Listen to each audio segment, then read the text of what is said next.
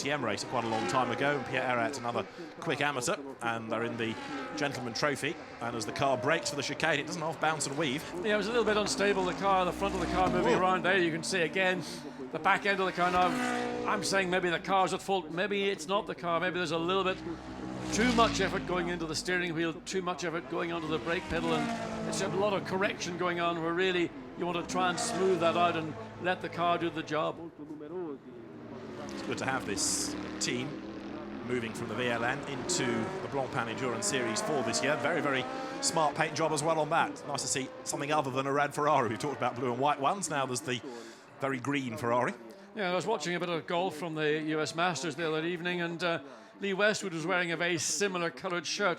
It did stand out on the golf course. Even that colour of green on the golf course did that.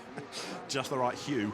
It's coming up behind British Racing green, adorning the flanks of one of the two Bentleys. Where are they in the times, you may well ask? Well, Duncan Tappy is the quicker of the Bentley drivers at the moment, and Andy Merrick is in the other car, which in fact is in the pit lane. So there's only one on track for the moment, Duncan Tappy. Good to have Duncan back in a seat for the season. He found himself on the sidelines at the start of last year, ended up with a drive for Von Ryan in the British GT Championship, but there is the Bentley, Duncan Tappy at the wheel of it. He's another very keen golfer, isn't he? Regularly wins BRDC golf events. I mean, there's a lot of young British drivers around who are all in the same situation, i.e. they're racing drivers looking for work. And Duncan served his apprenticeship through the junior formula and has moved into GT with Davy Ryan and his Von Ryan racing McLaren last year. A suitable young driver, does all the right things, knows the right things to say, behaves himself, he doesn't go out in the lash too often, and if he does, he doesn't get caught out. And there's another one that we'll talk about, no doubt, during either this session or certainly the race, and that's James Nash, who's been driving in the World Touring Car Championship, but now comes to the Belgian Audi Club Team WRT ranks into sports car racing, and he's exactly the same. You know, he's quick, he's presentable, he says the right things, he's a good young driver with a good future. Yeah, I think he's going to find it difficult, though, don't you? I mean, World Touring Car Championship races last little more than the blink of an eye. I think it's a world title beyond me. And of course, this is a 3-hour race, so whether one driver will do literally the 1 hour, 1 hour, 1 hour, whichever way it works out.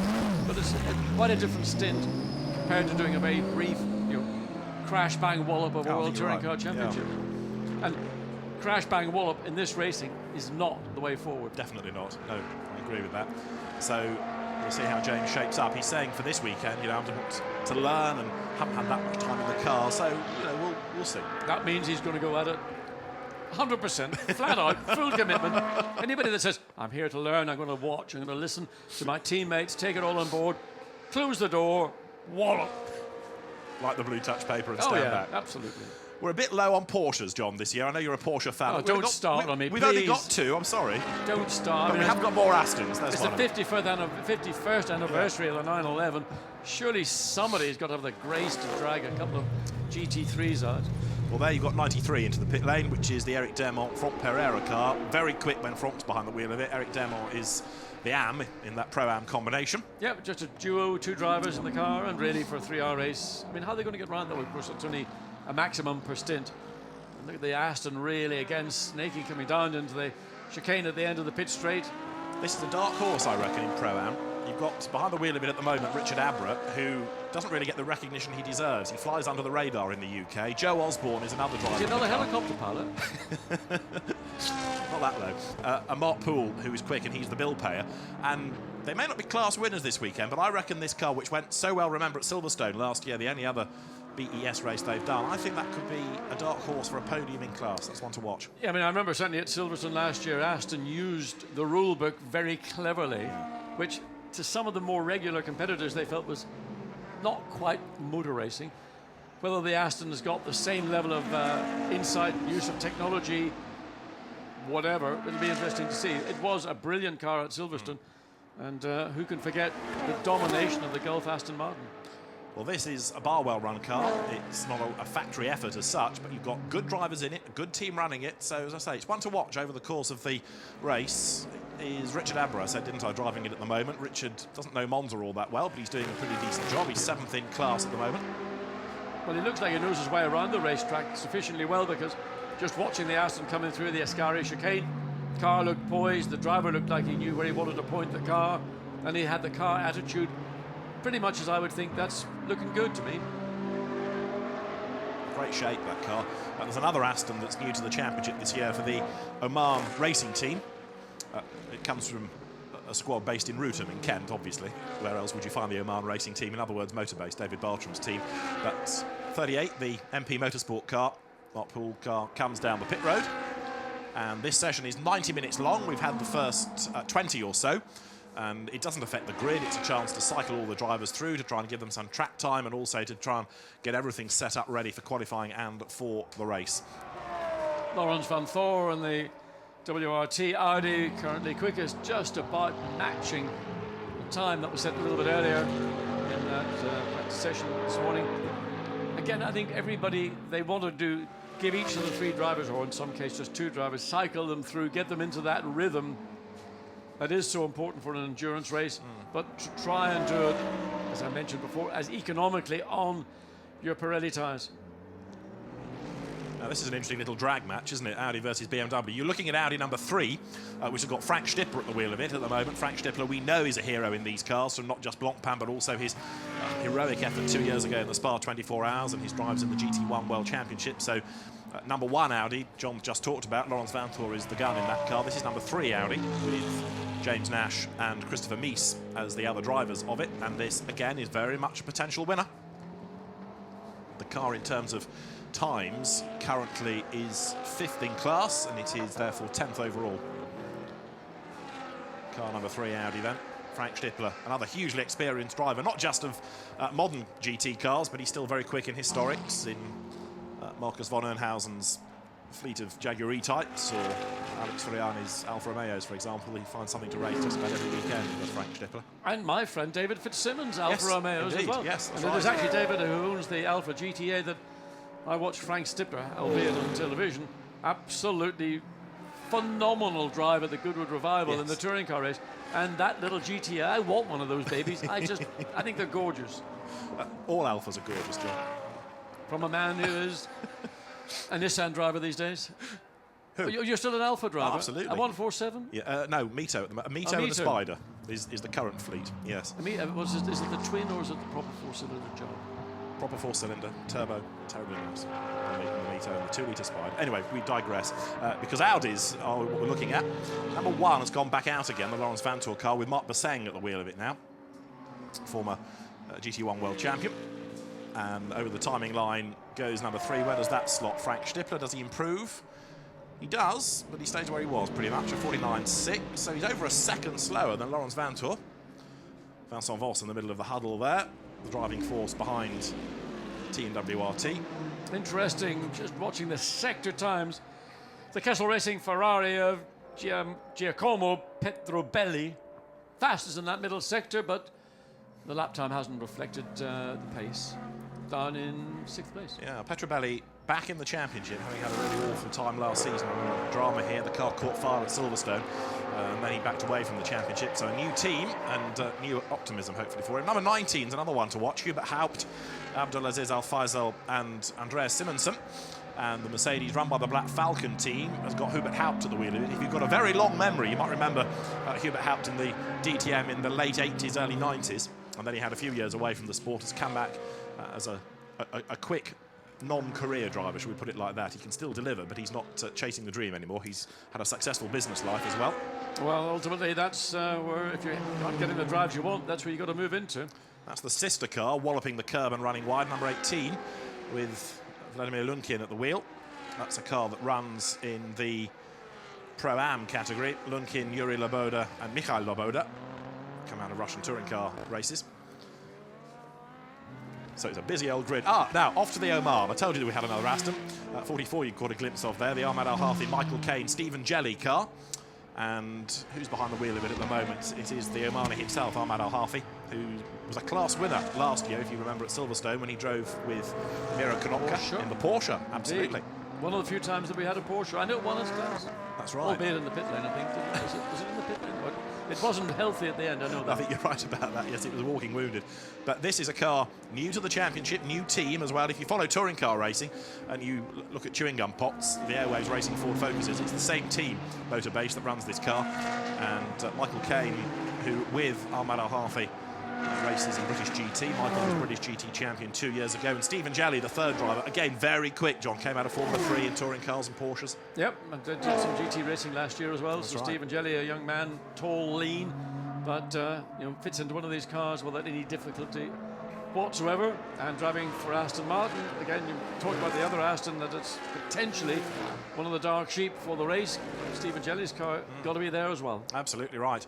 It's a team that's still learning about doing very long races. They have done 3-hour races, in fairness, within the British Championship, but signing up for a whole season and a different way of doing things in an international championship. It's BRSCC logo on the side as well for when it runs in the UK. So coming up then towards the timing line, Ahmad Al-Hafi at the moment is 19th fastest. He did improve last time, as you might anticipate, as the fuel load comes down. He's now being pushed down the order, but he improves on his next passing of the timing line. And that's going to put him... He moved up about 4 places. Yeah, about 14th, looking at the side of the screen.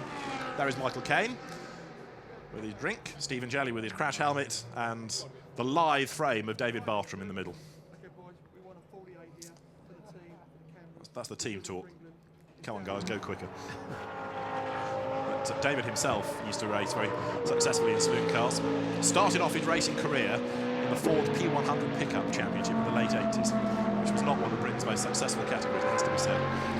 Now, 85 Mercedes brings more Russian influence to the grid, because in it you've got Sergei Afanasiev, along with Lucas Wolf, the German, and Steph Dusseldorp, who we get used to seeing in McLarens. Well, with Hexis having withdrawn as a team, where does he go? He goes to HTP, the team that took Max Buch to last year's title. Seems like a good idea. Yeah, that's a good car, good team, and Mercedes SLS last year, 24-hour races, 1,000-kilometer races, whatever, unbeatable. Absolutely. Maybe Maximilian Buch had a lot to do with it. Probably Bernd Schneider had everything to do with it. But the point is, these cars just run and run and run. And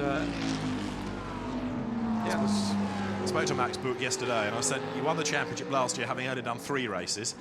Are you going to do all 5 this year, or are you still working part-time? And he said, well, it might be a challenge to try and win it by just doing 2, really. But I think they are going to do the whole season, which would be good.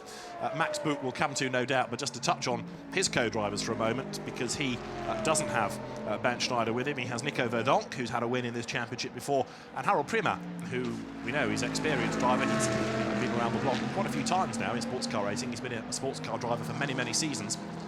So again, an interesting combination of drivers there. 85 Mercedes, hunting down the times to find it. Is not shining. It's only 26th at the moment, with Afanasiev at the wheel of it. It's good to have the Mercedes, though, coming back into the championship. Great shot there of the different shapes and sizes. Mercedes, Bentley and Ferrari. the 2 front-engine GT cars, certainly the Bentley is the proper GT car amongst that trio. The SLS is a Grand Tourer, whereas the Ferrari is an out-and-out hot rod, and basically the balance of performance, which is what brings this series together and so successfully, is providing us with different configurations. In fact, the Mercedes is almost a mid-engine GT car. The Bentley's engine also well back in the chassis, being a V8, not the W12, which is the initial engine configuration. Still available in the Bentley, but it's the V8 engine, which is part and effect. Probably not a million miles dissimilar to what might be in the back of an Audi. Probably right, actually, yes. Just a quick word about the M Sport team. John talked about them earlier on, rightly saying that they're all from Malcolm Wilson's team, which has its background in rallying. He's taken on no new personnel for the purposes of mechanics to go racing. They're all people that engineer rally cars. It must make a very nice change for them to be in a nice, dry, solid pit lane, not a big puddle in the middle of Wales or somewhere. John Wickham has been brought in to oversee it all with his wealth of experience. So, the drivers are playing down a win. I think a podium for one Bentley could be on. It'll be a big ask to take a podium in your first event, but if they've got reliability, and I'm sure they will have a reliability. Alistair McQueen is performance engineer director with the Bentley team, and he was with me many, many years ago, back in the days of Jaguar and Group C days, so he understands what is required. Building a car from scratch, as they've done, they really are probably short on the amount of development that, let's say, Audi, Mercedes and other teams out there have got. But nonetheless, they will be competitive, and if they can get that car to the finish, well, the podium be a great effort. Would, wouldn't it? Absolutely. This car has been a feature of Blancpain for the last 2 seasons. The Danish Ferrari, Dennis Anderson, Martin Jensen. It's operated from an American base. Martin's done a lot of his racing in the States, and he and Dennis Anderson met as rivals in the Ferrari Challenge a few years ago, and Dennis Anderson said to Martin, I'd like to improve my driving, can you do some coaching with me? And the relationship blossomed, and now they are in their 3rd season of Blancpain together. It's a new car brought in at the end of last season. Their original car, you might remember, was destroyed at Spa in the 24 hours when Ian Dockrell was driving and collided with Enzo Ida's Audi. It was a very big accident. But here are 2 stalwarts of Blancpain, and they've just quietly got on with the job, worked their way up the order, and Dennis said to me yesterday in an interview, the first ambition is a podium. We got 5th here last year. We felt we should have been 4th, so yes, we want a podium, and then during the season we really want to chase that win. But they're being realistic about the ambitions, but it would be good to see one of the underdog teams finally get on that podium. A word of advice, they could do with shortening the team's entrance name, Which is? Insight Racing with Flexbox. I've never heard of a team called Insight Racing with Flexbox. No, let's have it ITF or something. I mean, it's a mouthful. It's a mouthful. This is the RE Lamborghini, the Writer Engineering Lamborghini, and Peter Cox, I think he's getting out to put, you saw him standing by the car a moment ago, Albert von Turnant Taxis, into it. But you see again, even with 44 cars, how busy the pit lane is, because TDS can't get its BMW out. Well, I think you have to be positive, David, and say it is easier than it was in 2013. Yeah, that's true. It's something like, what, 55 or 56 something. It is a problem at Monza. I mean, even as large as the pit lane is when a car comes in, and they're not parked echelon fashion, they just drive in and stop, as we see the Writer Lamborghini. Now there's a car that was very, very impressive here last year. One of the 2 Nissans. Again, you've got the current crop of PlayStation Academy winners with a pro driver in each car. So Alex Buncombe drives in one, and you have Katsumasa Chiyo, who's done a lot of Japanese GT racing, as the pro in the other, and then the regional winners of the 2013 PlayStation Academy join in, and car 80 out on track at the moment, not shining in the times, but it's not essential so to do in this session. Yeah, with Alex Buncombe as the professional driver in that car, that will be a competitive car. Assuming that Alex Buncombe is the driver in the car for qualification, then you'd expect to see that Nissan. And they've been given, I believe, a little bit more relief on their turbo boost. They've been given a nats more just to... It's something that the pit lane again was mentioning this morning. That's a car which we are...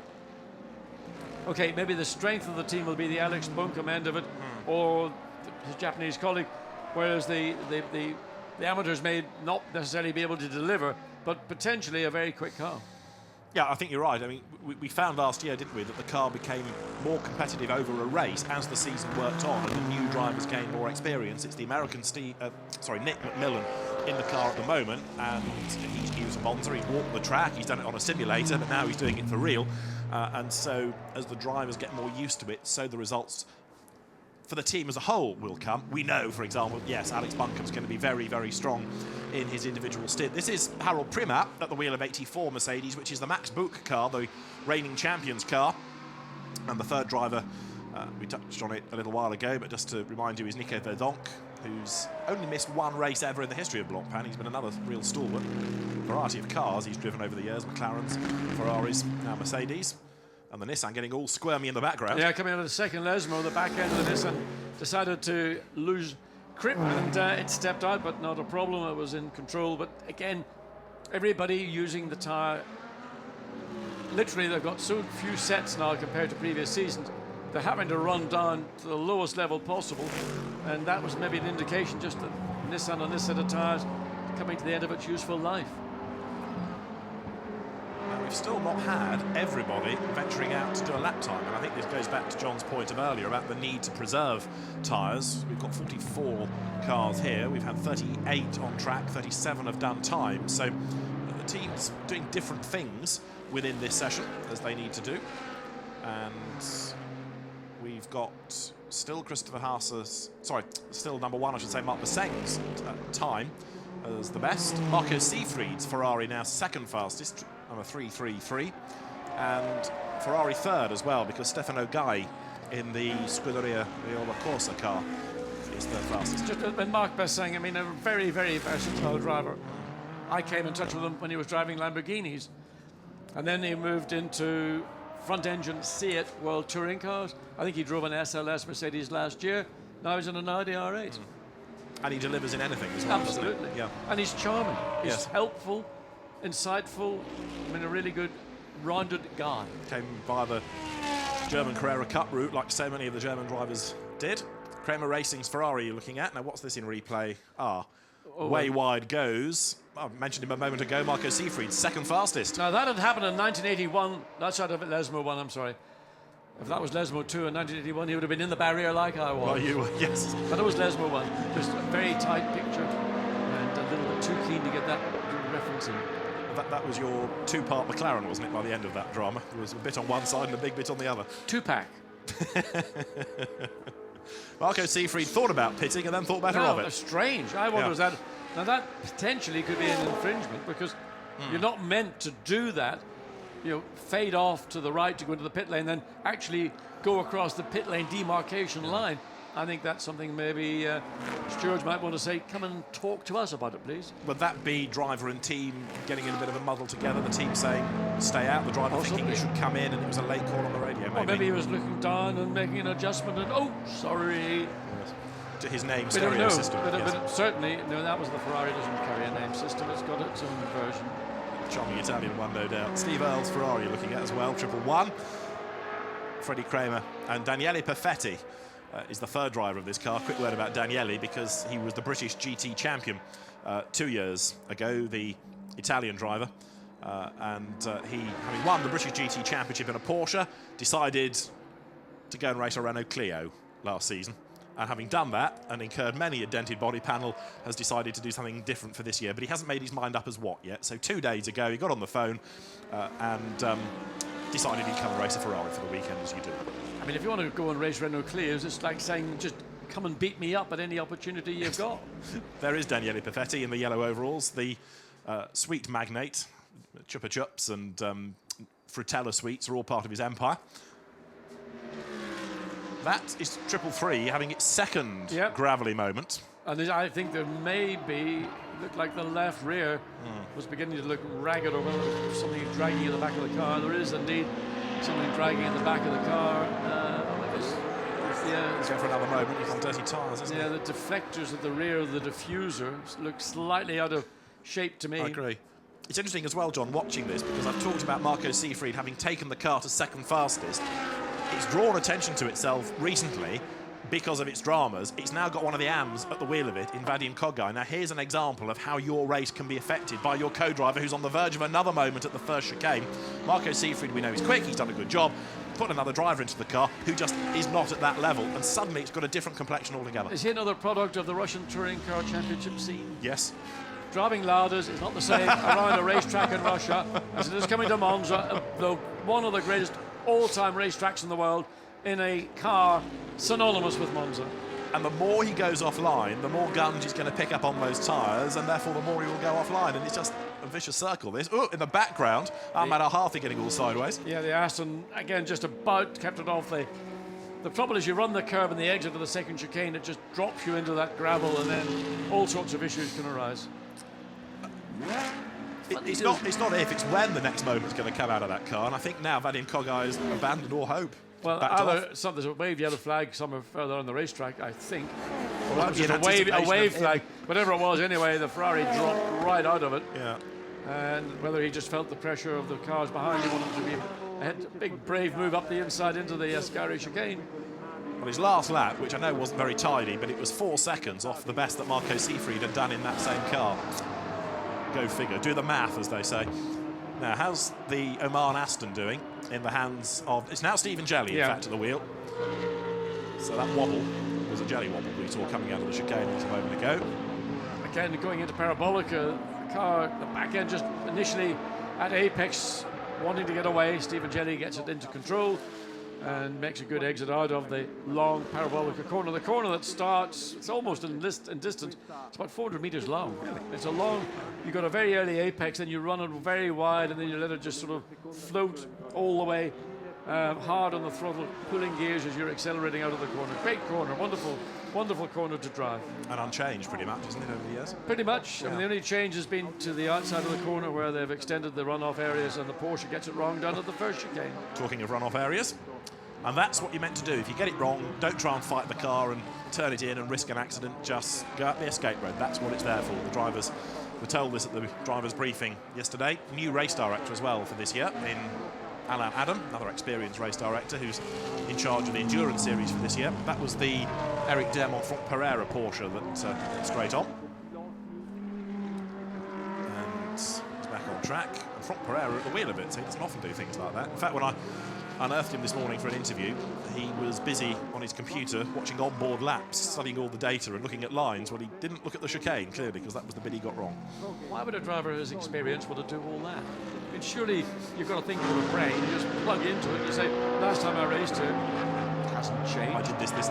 Yeah. It's interesting, isn't it?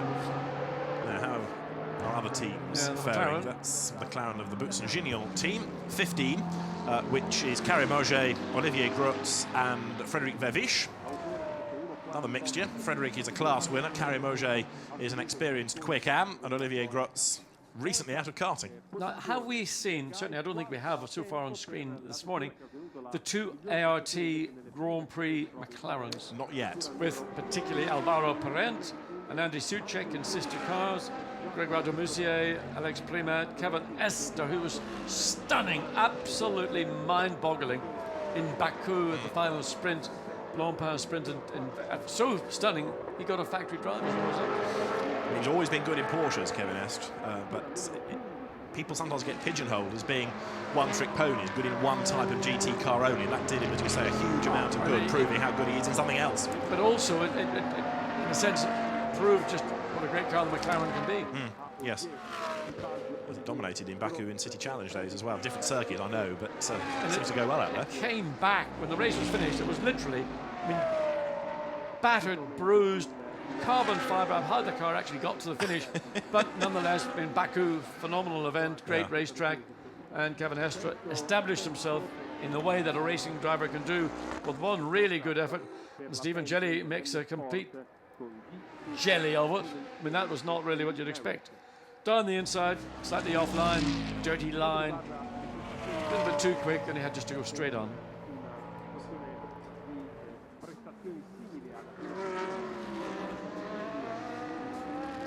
And that's Bentley number 8 once again. You can see which has been in and out of the pits of late and has tumbled down to 22nd in the times. Duncan Tappy shown as still being at the wheel of that car. It is a physically imposing car. I mean, it is a large car. But again, with balance of performance, that's irrelevant because it's all about trying to equalize the different brands to come to a level where they're all effectively capable of running at the same speed. I mean, like one that rode the curb, it's pretty stiff at the front. You can see just the way the car, but you need a physically stiff car because of the mass. Particularly where the body might start to get into a roll.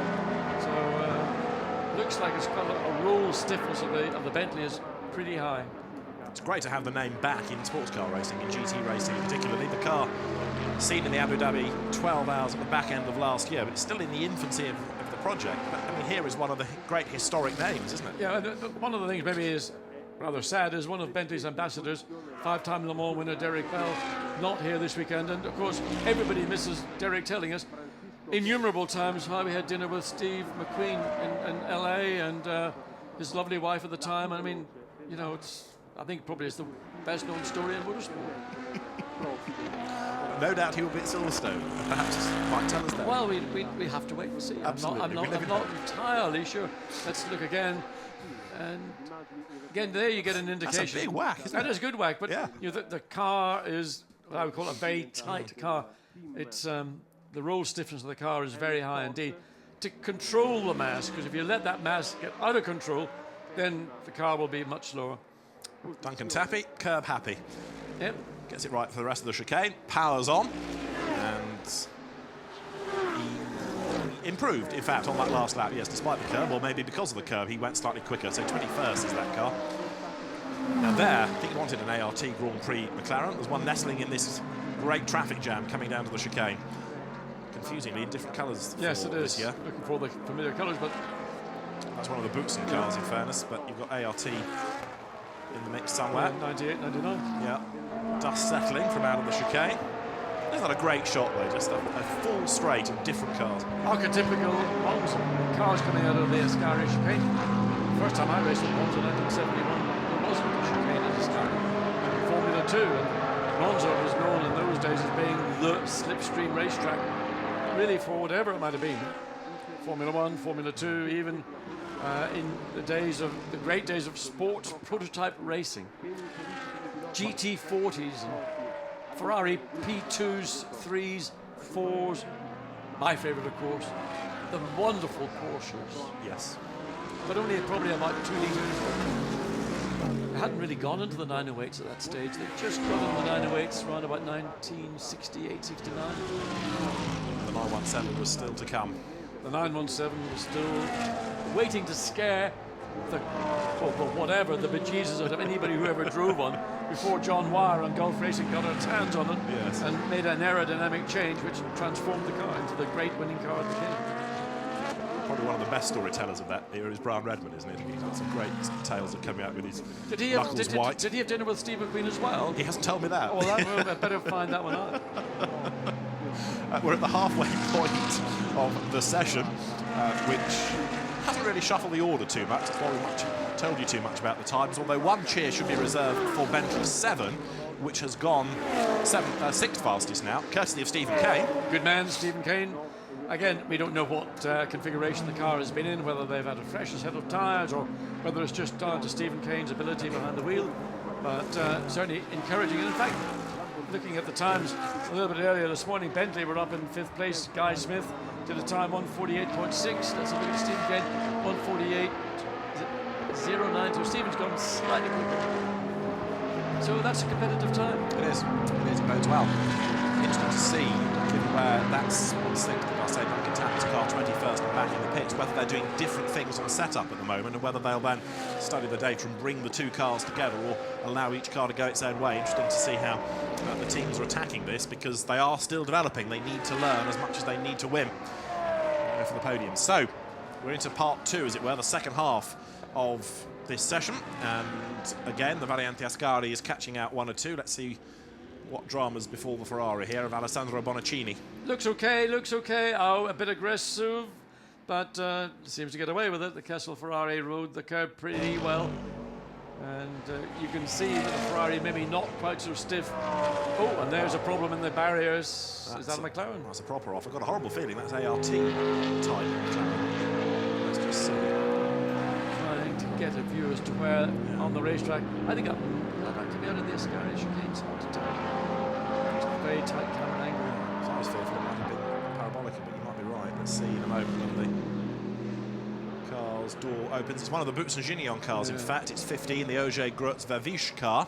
Grutz is the driver currently in the car. Indeed. So the car's going to be removed safely.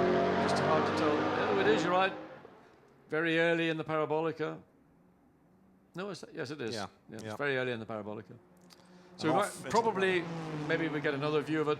Looks to me like he got it all wrong under brakes, because to go off, that's almost effectively as if you're going off almost in a straight line. So something would have gone wrong under braking for the McLaren. Or just a driver got it wrong. Not that you hear drivers admitting to getting it wrong. Honesty and regularity that we should sometimes teams like this a little bit of license on the part of the driver. Would I ever say that? I was just thinking of a Birmingham-based man in Formula 1 who used to have his own version of the event, didn't he? If things went wrong. He did. And he made a career of it. And a world championship. Championship to boot. Well, that's a very dusty McLaren. I wonder, is there a left rear wheel, or is it something you're not seeing clearly? There's the straight that led down into the parabolica. Did a tyre go down? Now, you wanted an ART McLaren. There was one, and there's the Santilloc Audi behind it. So 98, I think we're looking at, which is the Demoustier Prema Parent car. And it was Alvaro Parent at the wheel of it. Let's see. Let's see how Al manages to negotiate the parabolica. He doesn't have any trouble on the entry to the corner. It's Alexandre Prema, in fact, who's now taking it over. Back from his 2 years of racing V8 supercars in Australia. And very different sorts of circuits here to there. So 48.002 is the Audi time to beat, and a 150.6. I don't think it means. Frankly, this session is not going to be about who is quickest, although somebody has to be. Yeah. Right now, it's Marc Bessang in the Audi, WRT Audi. It's going to be about and a pretty aggressive entry into the first chicane. It's really just giving drivers time in the car, just build a rhythm, get familiar with the idiosyncrasies of the circuit. Circuit, of course, is changing. Although there's been a GT event as well as a Euro Super V8, whatever they call that, Italian hybrid saloon series here a week or so ago. So the track has had use, but in relative terms, it's still relatively green. So 1 or 2 drivers to their new cars as well. Alexandre Prema, for example, doesn't know the McLaren, doesn't really know GT racing. After his DTM career came to a rather sticky end, off he went to Australia and didn't really shine out there. He had 1 or 2 good days, but it's a very, very tough series in Australia. It is, absolutely, yeah. And believe me, the drivers that race the Super V8s out in Australia are second only to NASCAR guys in knowing how to duff you up. But they're so nice out of the car. Bit of curb habit. They're not actually. Not really. Oh, I think they're a pretty decent bunch. 1 or 2 can be good. Russell Ingall's in hot water, isn't he, at the moment, for all sorts of great comments. I mean, Russell's comments, Russell, a driver almost of my generation, shoots from the lip as well as the hip. And he made some comments, probably not directly referring to my good friend Tim Schenken, but undoubtedly Tim might have taken some of the flack. And consequently, he's been brought in and read the riot act. And he's humbly apologised. Yeah. Really? Yeah. Well, really? And he had some money taken off him as well. Did he? Yeah. That'll hurt. Oh, quite. I remember when Russell used to work at Silverstone, the driving centre, being one of the instructors on a corporate day. Lovely guy. Absolutely. The enforcer, as he's now called. Now, Now, this McLaren, Alexandre Prema, not matching the times of Alvaro Parent from earlier on.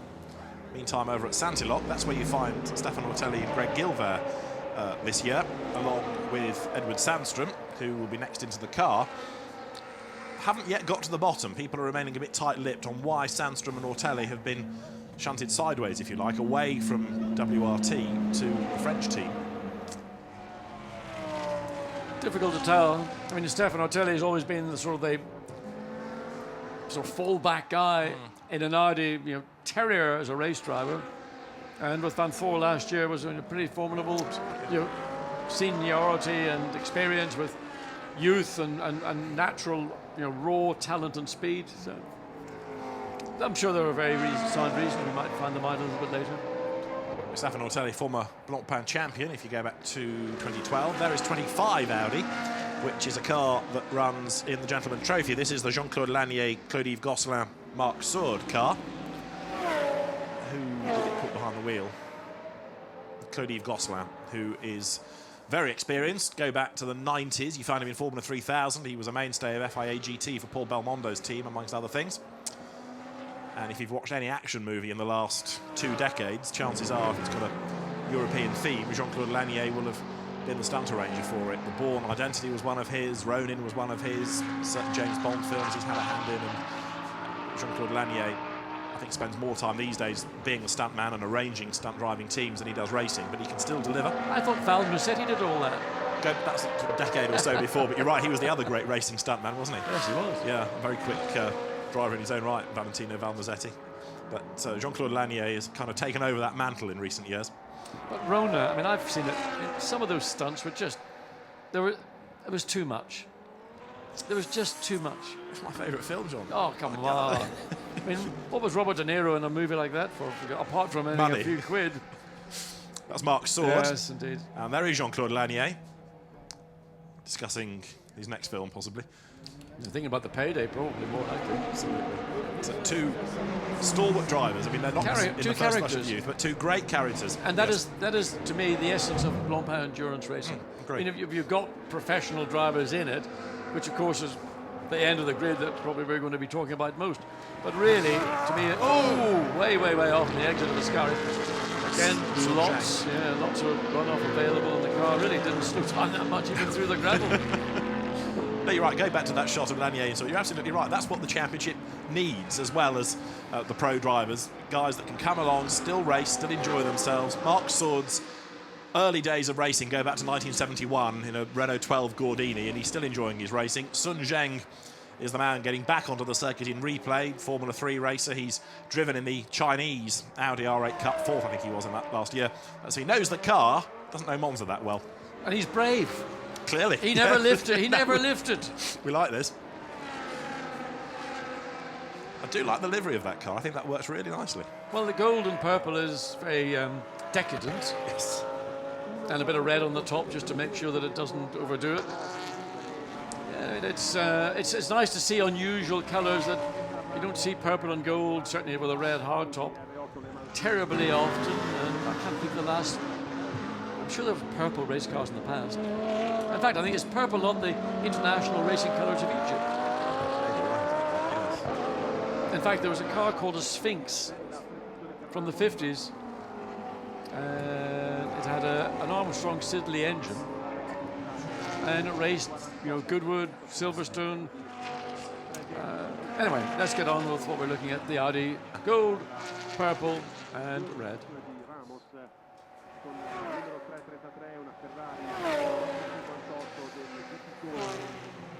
Somebody's unfairly in my ear suggested that the livery of that Audi looks like the contents of my wardrobe, but that's a vicious slur, I promise you.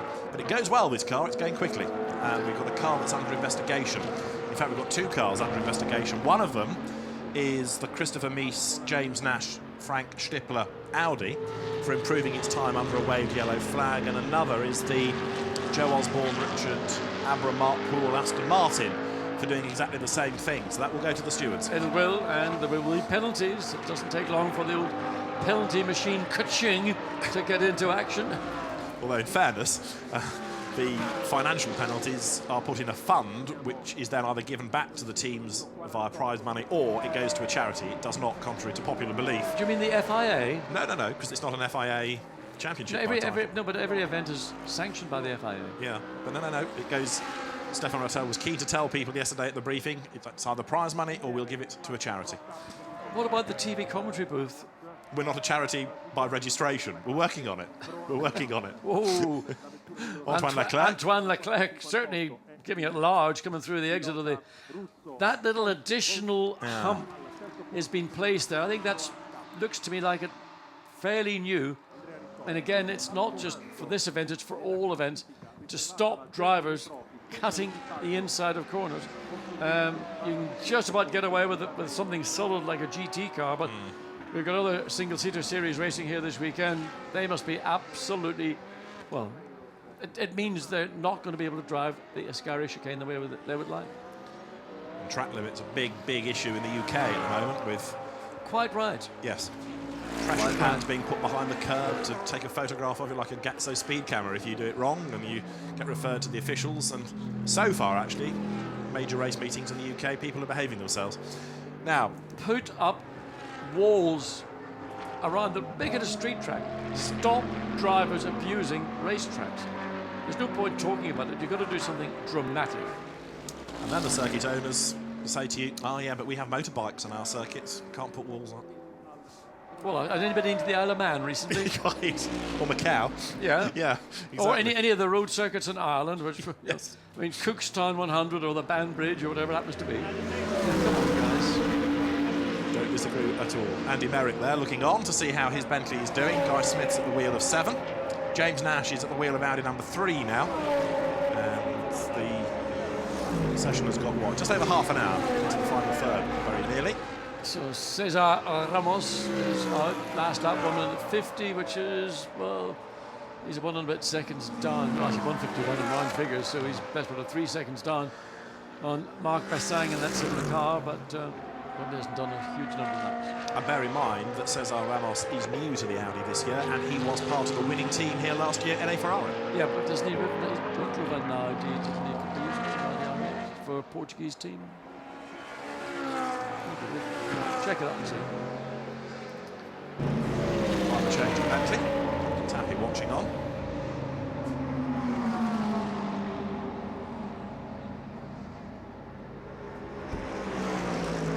We talked about this earlier on, but it is a very modest livery, that, but it just works, doesn't it? Well, if you want to make it look slim, paint it black. It's a big car. It is. There's no disguising it, and there's nobody making any excuse. It is a physically large car. But as I say, balance of performance is the key to Blancpain sprint as well as it is for endurance. And that's what makes it wonderful. I don't want to see a field full of McLarens, Ferraris or Audis. I want variety. And Nissan and Bentley have brought variety because they are proper grand touring cars. And again, a shot of Guy Smith in the sister car riding the curbs. Coming into the chicane. What about the final bit? Yeah, another big whack.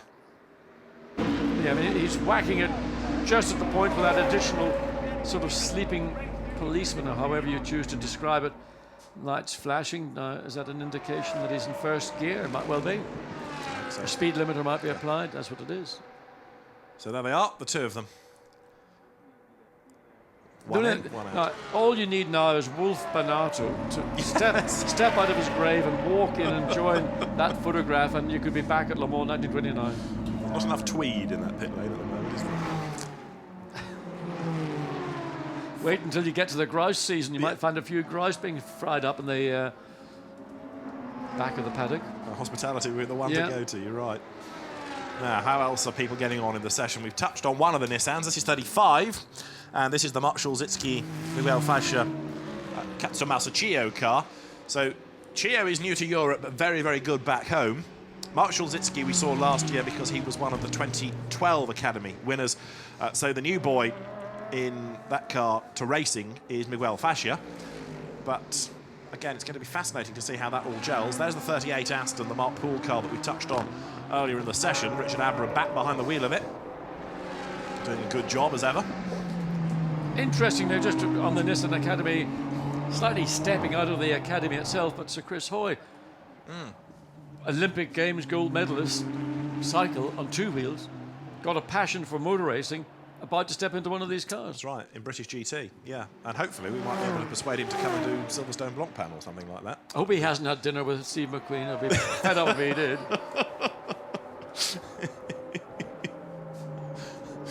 Did you ever have dinner with Steve McQueen? It's not in my nature to boast about things I do personally. No, and I'm privately. just asking the question. No, I wouldn't answer a question like that because you know, what you do away from the racetrack is private and personal. Read any of Steve McQueen's books, everybody, and see if it mentions dinner with John Watson. Now, with 28 minutes to go, there is the Aston Martin 38, which is still pounding on with Richard Aber at the wheel of it, and it is 17th, which is pretty decent, and in class it's 9th, which is good. Comes over the timing line.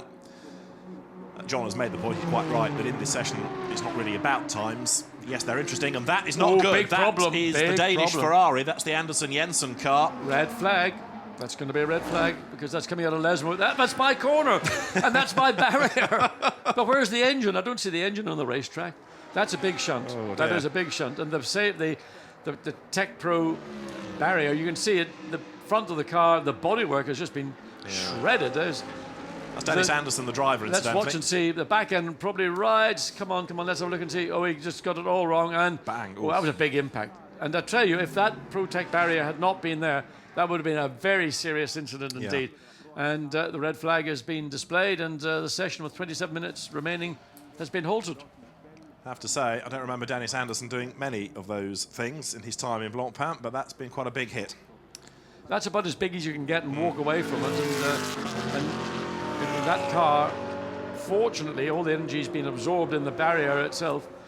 But the front of the car there, you can see the bodywork has just been shredded. Yeah. And that was, went in, what, 60, 70 degrees to the barrier? Yeah, there's not much runoff there, is there? No. So it was a big hit. Now, luckily, most of the energy, apart from the barrier absorbing it, will have been in the bodywork, but hopefully the suspension, particularly the right-hand side, or the chassis itself, because the way the impacts and cars are designed, to absorb the energy, it has to go through the chassis. Let's look again and see. Just simply back end steps out. It hit a second, little more than a second, from the point when the back end bit and it shot across the track, and he didn't even have time to get on the brakes. I was looking at that thinking, did a rear wheel hook over the curb? I thought I saw a front wheel actually off the ground as though to sort of... You can see there, I mean, there's going back to 81, where the Italian colours in the curb, then you went into the gravel, but now you've got that area, whether it's AstroTurf or just green painted tarmac, I'm not sure. But I think he didn't even get to the gravel. He just caught the curb on throttle and it just twisted the car. Yeah. And but then he straightened it up and straight in. Just goes to show that Nismo 2 is still a corner that demands huge respect. So the red flag flies. The clock has been stopped because this is pre-qualifying. If it were free practice, the clock would carry on ticking. But well, that's going to take 15 minutes minimum to clear up because they've got to remove the car, principally. He's done a good job in sort of getting all the bodywork in one place. Yes, that was good. So but there's still lots of carbon fibre that's been thrown onto the track. And in fact, they're going to have to repair that barrier. They're not going to be able to continue until those Tech Pro... In this modern age, can we do no better than a broom like that? Seems to be effective, I suppose. It is actually surprisingly a broom made of twigs is very effective in getting little shards of carbon fibre. But removing the car and what remains of the front of the car, not too long, but that barrier is going to take a bit of time. I wonder, will they actually decide to halt the session, because it's going to take half an hour to get it all, to get the new bits in place, get them properly installed. You know. Although the clock on the television pictures has stopped, on the timing pages it is still counting down. But either way, that's potentially going to hit zero before that barrier is repaired, if that is going to be repaired. I think that the barrier, if I'm not mistaken, took a pretty substantial hit from a car weighing 1,000 kilograms at probably 70 or 80 kilometers, maybe miles an hour.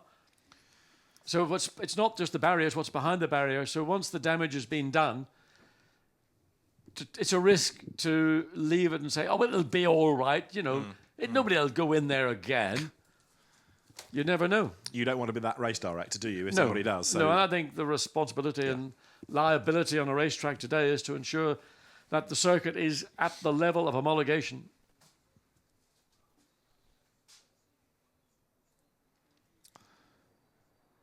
Now, with the officials and the track staff hard at work, the continuation, the restart of this session is at a time yet to be confirmed, and it's such a busy timetable at Monza today that the officials are going to have to factor in all the other races as well. So for now, we will say farewell from Monza.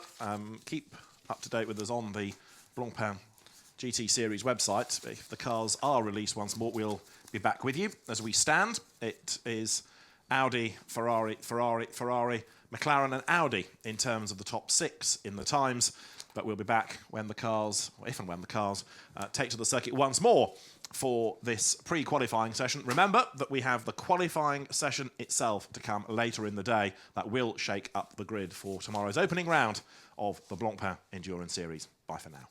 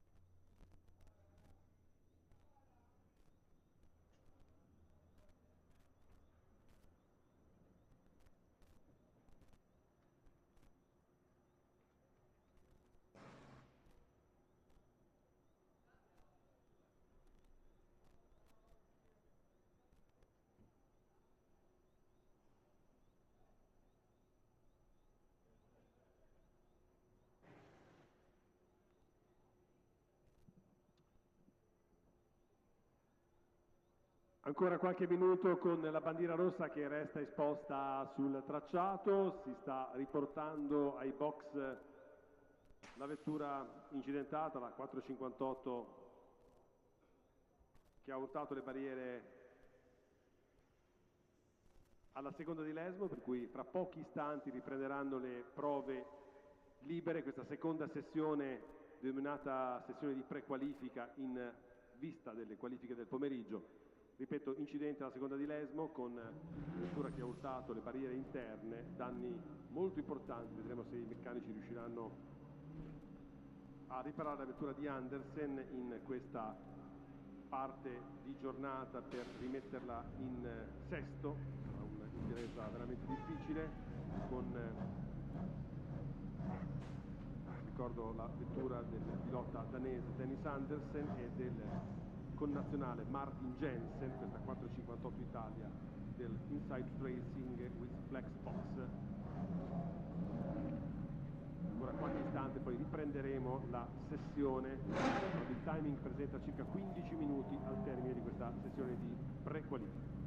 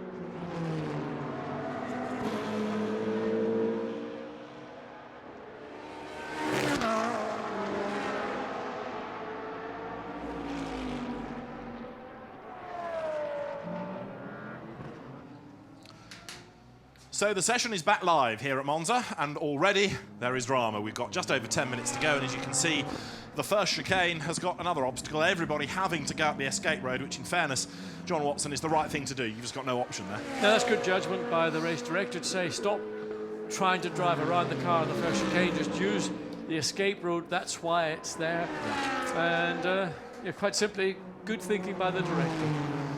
And so, with the session, as I say, in these last 10 minutes, then whether we're going to see any improvements in time, I'm not convinced. We shouldn't at the moment anyway, partly because of the yellow flag, partly because people are going up the escape road. One driver in the Nissan, I suspect, who is a PlayStation winner and therefore is a bit new to the domain, comes up through the narrow gap, and one or two others following suit, which is a bit of a surprise. Yeah, just watching, there the back end just comes around, and so car's in the middle of the road, and now the marshals have to get it out of the way. Big heavy car, but I just wonder if something had seized to cause that, or something has now seized because they can't move it. And this is far more troublesome than it should be. Very, very strange for something to have that kind of mechanical failure, whether the car's... Obviously, the back end came around, whether it was because of a mechanical problem. Most likely, we think it's a driver issue. Red flag. Sorry to interrupt you, There John. we go. Well, yet again, there's nothing they can do. The circuit is blocked. Yep. Red flag. With 9 minutes remaining, maybe now they might make a decision and say, well, they're going to crane the car away. Now, if the car is immovable, do they lift one end or the other, or... Well, oh dear. Go for that gap in the Armco is the answer, and then you can restart. We've got the towing hook at the rear of the car, so the car's going to be towed. I suspect it's probably stalled in gear, and that's probably what they are unable. There is a button on board that enables you to release the car if it's in gear. So that's in process, and everybody now makes their way back into the pit lane at reduced speed. You know, it's all relevant, all relative. So, they have managed to tow it from the back. Now they're going to manage to try and tow it from the front. Maybe they thought it might be in a forward gear rather than a reverse gear. Would it tow better in a forward gear from the back, or tow from the front in reverse? Yeah, there we go. There you go. That's their answer. But the rear wheels are locked, as you see. Yeah. So it is in gear. Let's hope it doesn't fire up, which is not likely to happen. But the rear of the car is locked, which indicates that somebody hasn't realized there's a fail-safe switch in the car to enable it to be disengaged. 7 minutes and 27 seconds to go. Still a red flag. And you've probably got the best part of 2 or 3 laps. There, the car's making their way back in to the pit lane, which they are bound to do. And then once everybody's back in the pit lane, if they want to let the track go green, then they start the process again. That spinner, incidentally, was Sun Zheng, who we have seen already going through gravel. We said he was brave. Well, that was a low-speed spin, relatively, but the clock carries on ticking, you'll notice. It's the pre-qualifying session, so the track is closed for the moment, but the time continues to be eaten into, and so we may well restart with about 5 minutes to go. But the race director really has to give the teams the opportunity, if at all possible. So even for the sake of 5 minutes, he will say, yes, off you go. They'll get, what, 3 laps in? Oh, no. They'll get an out lap, which will be the best part of 2 minutes. Well, it might be. Yes, they'll get 2 flying laps. Yeah, an out and 2 flying, for the 3. So you've seen Sun Zheng out of his car. His session is finished. The restart of the session will be at 12:34. That's 20 seconds away, or 18, or 17, or 16, or 15 seconds away as it counts down. So the track is clear. Everybody is in a long, long line at the end of the pit lane ready to go. Headed, I think, by, yes, the Acuria Cos BMW. As I look down on the grid, Acuria Cos back into Blancpain. It was away last year in the ELMS, but it's good to have the Scottish name back in Blancpain. Yeah, Hugh McCaig and family are here this weekend to keep an eye on their car and team's progress. It is, in fact, Hugh's son, Alistair, who's at the wheel of the car as the session goes live once again. Alistair McCaig, who's like, in fact, his 2 co-drivers, Andrew Smith and Ollie Bryant, very quick in a modern GT car and good pedigree in historic racing as well. Well, Oliver Bryant really started his career driving with his dad. I mean, their father and son partnership, which endears even to this day, Graham, I mean, still capable of getting into an AC Cobra or a Lotus 11 van or whatever it is they raced the other day so successfully. That's right, they've got a great fleet of cars. Ah. Lola T70 Mark 3B amongst others. Still money and property, David. Still money and property. I was delighted to see recently that one of my Alphas has gone up in value by 500 quid, so that was a great investment, wasn't it? Oh, the Alphas are delightful. I just wish that they would revert to kind and get away from this stupid idea of driving wheels that steer a car. Alphas are meant to be rear wheel drive. I do agree. The team manager of the spun Audi, in other words, the brothers racing team car of Zunsheng, is being asked to go and see the race director. That may be to pass on a message to his driver about if you're getting out of the car, make sure it's in neutral and all of that. Yeah, but I mean, because these are paddle shifts, it's not like a normal conventional H-shift manual gearbox. So if the car stalls or spins, there is a default button. Even in an automatic road car, I found this out recently, that if it's in gear and it won't start or it's stalled or something, you can actually, by pulling out something from the gear selector, and there's a little button you can push, and it actually puts it into neutral. Amazing what we can find. Well, it's most owners of road cars would not maybe understand or be told that. But if you're a racing driver, that's part of what you should be advised of when you're having your briefing before you get into the car.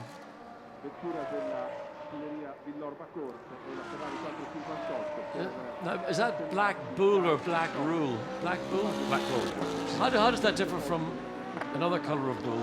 I think one is an energy drink and one is a whiskey. Which is the whiskey? That one, I think. Are you sure? No, but I think. Hey, look, it's a Scottish team. Whiskey is a fair bet, isn't it? Peat water, that's all it is. You see the Calais Wine Superstore, that's Marco Attard's business. Marco races for Curie Cos and British GT. So it's the team to go to for a tipple, isn't it? Well, I tell you what, I hope their prices are better than they are in the UK, because I think they're very good prices, actually, from what I've been told. Some friends have been there to load up on the bubbly for family celebration. Now again, because everyone's sort of bunched up when we come out of the pit lane, the track very busy. The only person with clear road is the man that was first out, which is Alistair McCaig. There he is. John talked about his father Hugh a moment ago. Hugh is the man these days that owns the Curie Cos name, great famous team, going back to the successful Jaguar D-type days in the 50s and others. C-types as well. Indeed. And as the session has now got, what, just 2.5 minutes to go, out of our window we can see the Audi that had caused that second red flag to be flown. That's being brought back. Quite a few cars still in the pit lane, but largely the circuit is busy. They're number 3 Audi, which has got James Nash at the wheel of its 6th fastest. Yeah. James knows his way around here in the fact that he's racing the World Touring Car Championship. This is his first flying lap in this last session, so he does a 150.7 against a 48.8, which is that car's quickest time. So, I mean, in the context and the circumstances, frankly, there's not a huge amount going to be gained from going out. Track is very busy, everybody's gone out at the same time, and other than giving your driver one last opportunity before we start looking at what we might be thinking about later in the afternoon, i.e. qualifying, I mean, if you've got 7 minutes remaining, you're not going to gain an awful lot. One driver has, though, rocketed up the order, and it's Thomas Enger, who has just got himself from outside the top 20 to 10th fastest. So I suspect that was because it was the first laps Thomas had done. I suspect Thomas has only just sat in the car before we had that accident at Lesmo 2, before we had the Audi getting it all wrong in the first chicane. So Thomas Enger's probably thinking, what have I done to deserve this? I just wanted to get about 3 laps in. So we're under a minute now of the session. So everybody who's on a lap will complete it, and the checkered flag will be waved. These group of cars coming down to Parabolica, they're going to get another lap, including the Nissan and the Santa Lock Audis ahead of it. This bit of the race, what if you saw that? You only got to think of one place. Yeah. Yeah. That is maybe the most evocative angle of Monza you'll ever see. Yes. The colours in the background may change, the course cars may change, the sponsors' hoardings may change, but it's still the same strip of black. Is that strip of land looking up from Parabolica? There we see this magnificent corner, which has remained effectively untouched. To the left, you can actually just see what was the entrance from the banking back on. Previously, the cars would have come down as two separate groups of racing cars. It's been quite difficult to imagine one group of cars going onto the banking, one group of cars coming off the banking, all in the same race. Well, the flag is out, the session is an end. There is the banking in the background, which again just adds to the history, to the legend of Monza. It's a place you never tire of coming to. And we have, of course, the first 3-hour race of Blancpain 2014 to look forward to tomorrow. So everybody has to take the checkered flag. We'll have a quick look at the top times. Their number 90 Ferrari, which is third fastest. That's gone pretty well towards the end of the session, with Andrea Rizzoli at the wheel of it. But Francesco Castellacci, ex-GT3 champion, and Stefano Gai, the two quicker drivers in that car. So that's in Pro-Am, and that's another dark horse. Again, we keep finding cars all the way through the classes, all the way through the session, that are potential front runners in their classes. I mean, to me, it's interesting that time, 1:49.382, down at the very end, the last knockings of this 1.5-hour session, when the track temperature and ambient temperature have risen considerably, probably when they're using a set of tyres that they won't want to use much more for the weekend. So that's an indication of Ferrari's pace, only 0.3 slower than Marc Bassang's time, set much earlier in the Audi, probably when its tyres were that little bit fresher. The last few cars pound over the line, including number 80 Nissan, that's 19th, with Alex Buncombe at the wheel of it. But I suspect Alex will have done very, very few laps in that session, because it's important. He knows the car, he knows the track. It's important that the new drivers, the PlayStation Academy winners, get the track time. And still they pour up towards the line. It's a constant stream of cars. One in that session never did a time. It ventured out. The Henry Hassid, Nick Katzberg, TDS BMW. I wonder whether that was the one we saw going off very early through the gravel, and having come back to the pits, didn't go out again. Maybe there was something nasty to it. I suspect it might have ingested a whole cylinder full of dust, because it kicked up a lot of dust in the middle part of the Ascari curves. It went onto the racetrack, but I suspect a lot of it was scooped up. Remember, a lot of the air intakes are very low in the BMW, and it could have gone, even though they had filters in place to prevent that, nonetheless, if you do get it into the engine, very damaging. Yes, good thought there. Lots of lovely Ferraris, Mercedes in the background. So you see how long it takes even to complete the slowing down lap with so many cars to head for the pit lane. But at the end of the session, it is Audi that tops the times. The number 1 Marc Bassang car, although in fairness, it was Laurens Vanthoor, wasn't it, that did the time quite early on in the session, and then having done his bit, let the others have their turn behind the wheel. Second fastest was the number 333 Ferrari, Marco Seefried doing the time, and then Scuderia Virova Corsa's Ferrari third fastest. Just a quick look at the top 12. Audi, Ferrari, Ferrari, Ferrari. Then you get the McLaren fifth, a very impressive effort by the Belgian driver Frederic Verviche ahead of the Nash, Stifler and Christopher Mies Audi. 38 cars did a time during the course of the session. You can see where the Bentleys are, you can see where the Pro-Am category cars are, and topping the Gentleman Trophy, Felipe Barreros, Peter Mann and Francisco Guides in their Ferrari. One or two that are a bit surprising in terms of being quite a long way down. Well, certainly 85, the HTP Mercedes, that's the car of Afanasiev and Lucas Wolf with Stef Dusseldorf. That, I think, is one you could have anticipated to be higher up the order. And Santiloc's car, slowest of all, which is the 25, in other words, the car of Lanier, Gosselin and Marc Sword. But all of that is really of academic interest. It's qualifying that we need to concentrate on next, and that will come this afternoon, starting at 5:20 here at Monza. It was a dramatic pre-qualifying session. Qualifying is going to be just as spectacular. Just on that, the BMW we were talking about, you could actually see the dust venting through the exits on the top of the bonnet, so a load of dust clearly got into the engine bay.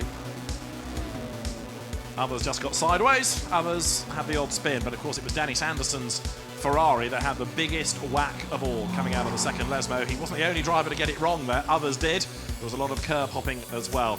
Bentley's locked up. They were curb-happy cars also.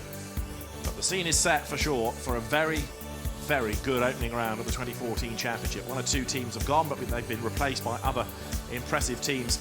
And so we're looking forward to seeing who squares up at the front of the grid come the end of qualifying. It's 1 hour of track time, but broken into the 3 parts, and that comes up later on in the day. So during the course of 90 minutes of pre-qualifying here at Monza, it has been drama all the way as the teams and the drivers have had occasional moments with curbs, with gravel, and then in the case of Dennis Anderson's Ferrari, a big, big impact. 5:20 local time is when qualifying starts. We'll be back with you for that later on in the day. For John Watson, from David Addison, for now it's goodbye. Join us later on in the day here at Monza.